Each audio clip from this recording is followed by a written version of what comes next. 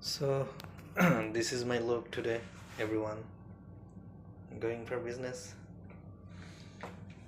শুভ সকাল সবাইকে। তো আমি এখন কাজে যাব। তো এটা হচ্ছে আমার আজকের আউটলুক। আমি আছি এখন হোটেল আগ্রাবাদে, 4 স্টার মানের হোটেল। এই রুমেই আমি গতকাল থেকে আছি।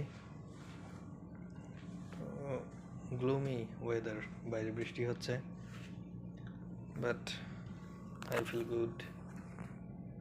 আমার ভালো লাগছে।